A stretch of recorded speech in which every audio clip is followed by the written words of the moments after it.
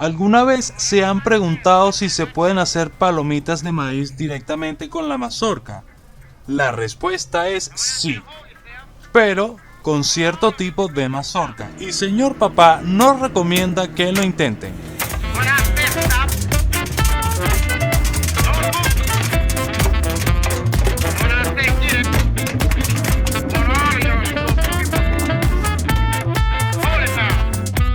¡Ja! Es un desastre.